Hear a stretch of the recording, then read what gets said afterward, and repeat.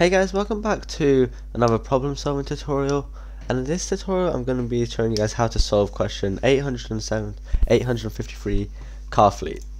So this problem is a little confusing. It's got quite a lot of introduction and even examples. They're quite confusing, so I'm going to try and explain this, but I'm assuming you've already read this and tried to understand it yourself. So basically what it's asking us to do is it's going to give us two arrays, one for each car's position, so let's just call this positions, and one for their speeds, and let's put this here like so. Okay, so basically this is each index of this represents one car, so we're going to match each position to each speed like so. And let's just take a look at this first car here. So this car is at position 10 and its speed is 2. So its position is basically stating how far along it is in the track. We can just assume they're on track, and the destination is at target miles. So if the target is 12, the track is 12 miles long, and this car is at mile 10. We don't need to worry about parity and all that, but just think of it like that. Okay, so there's a car travelling in position 10, so 1, 2, 3, 4, 5, 6, 7, 8, 9, 10. Here's a car here, and it's going forward at a speed of 2. Okay, and let's just say target is here. Let's look at the next car now. 1, 2, 3, 4, 5, 6, 7, 8. The car is here, and it's travelling to the target over here. So what you can notice is that this car is travelling at a faster speed. So I just put two arrows to indicate faster speed. It's clear this car is going to catch up to this car eventually, and they're going to form a car fleet. So a car fleet is basically when some cars are in a line like so, and they're all joined together, because if you've read the question, you know once a car catches up to one in front of it, it can't overtake it anymore, so it just forms a fleet. And a fleet is just going to be a number of these cars joining the finish line at the same time. So even a car on its own counts as one fleet, because it's one body of cars.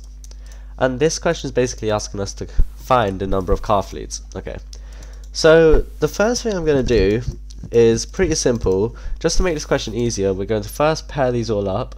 So pair up each car with its position in a single object, just to make it cleaner, and then we're going to sort it.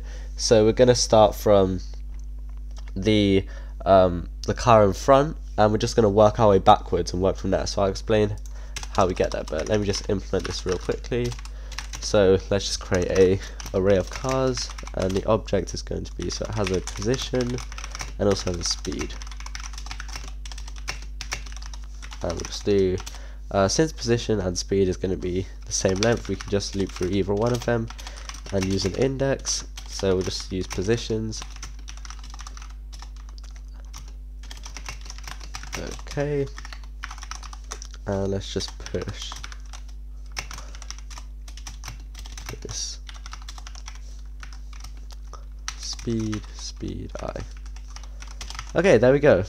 So here's our thing, and of course now let's sort it. Of course this is pretty simple. If we use the sort function, just compare A and B, and we're simply just going to do A dot position minus B dot position, and that should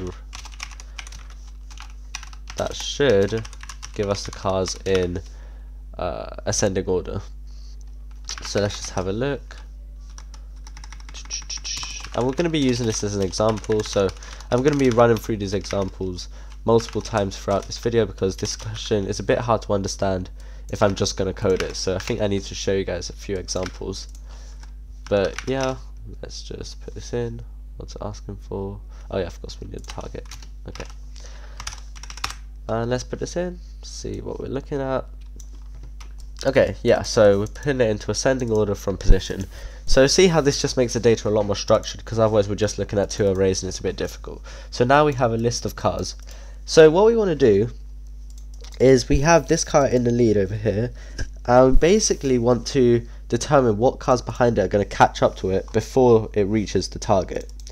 So I think it'll be really useful if we could find out the time for each car is going to take to reach the target, and you'll see why this is really useful later.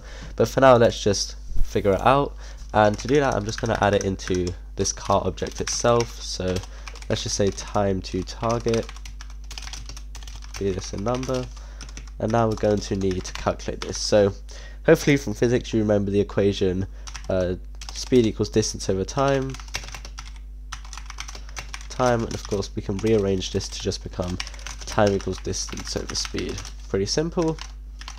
Now we know the distance is just going to be the target minus the current position, so we'll just do that, and then we just have the speed pretty easily. So we can just do const time equals target minus position I over speed I. And now let's just couple this with the rest of the data. Okay, now let's see what we've got now. So now you can see we've got positions and time to target. So the car in front is going to take one whatever unit of time, like 1 hour, 1 second, something, just one. I'm just going to say let's just say 1 hour. So this car is going to take, or we'll say minutes, this car will take 1 minute to reach the target. This car behind it will also take 1 minute to reach the target, and this car will take 7 minutes. So if you think about what this is saying, this should make it clear that if a car is going to reach the target in less than or the same time as the car in front of it, then it's obviously going to catch up to it at some point before it reaches the target. So what we want to do is essentially, for each car, we want to see how many items behind it have a number which is smaller than or equal to it. So for example, this car in front, we're going to keep going backwards until we find a time which is greater than 1. So this one is valid, and once you get here, this marks the start of a new fleet. So all the cars within this, they all count as one fleet because they'll catch up to this position 10 car. So we're just trying to split this up into all the fleets by just doing that process. So let me show you guys how that's going to be done. So we can just start with number of fleets equals 0, and okay, so we're gonna have to be a bit careful with how we increment then, just to avoid parity issues. So let me think about this. So if we start it on 0, and then once we hit a bigger car we add 1, is that going to give us 3? Because we know this example we need to have 3, so let's just think about this. So we have 1 here, then this goes up to there, this counts as the same fleet, so then becomes 2 here, and then from there it may become 3 or it may not, so we can't be sure. But what we can do to fix this is we can add in, we can either start the car on 1, but yeah, okay, let's start the fleets on 1. Let's start fleets on 1. Fleets equals 1. Okay, now let's just create another variable. We're going to need the start car, time to target,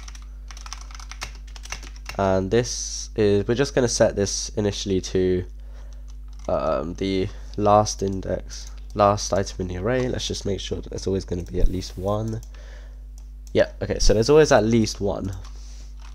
So I'm just going to set start car times target is equal to cars dot length minus 1 dot time to target, and we're going to start here. Actually, yeah, okay, and let's do a for loop. So for let I is equal to cars dot length minus 1, because remember we're going from the end of this array. I is greater than equal to 0,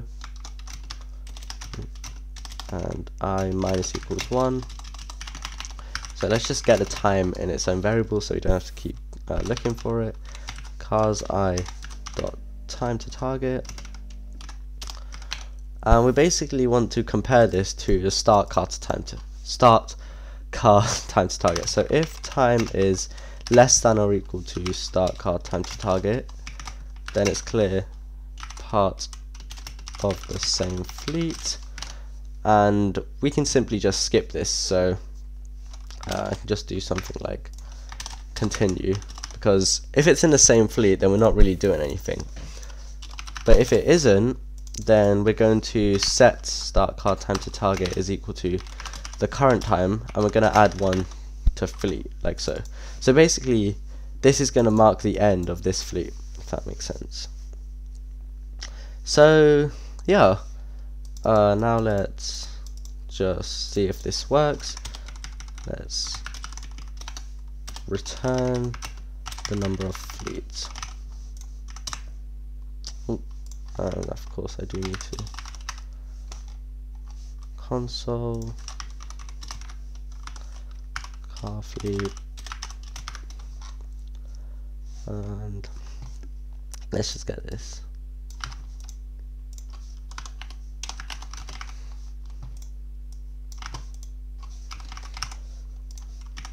Okay, so we get 3, and yeah, I might be facing some parity issues though, so let's just make sure this is correct. But otherwise, I hope you guys could understand my explanation. Basically, we're just looking for the time to target, that's the crucial thing. And yeah, so it's finished. And yeah, we're just looking for cars behind it which have less than or equal to time to target, and those are going to be the ones which manage to join the one in front and then become one fleet. So that's how we're going to separate out the fleets. And yeah, we get some good time, beats 80%. Memory is quite bad, but again, that's usually because we're using we're using this external data structure. This isn't completely necessary, but I just made it for convenience. We can remove that and it would be better. So thanks for watching, and I'll see you guys in a future tutorial. Bye.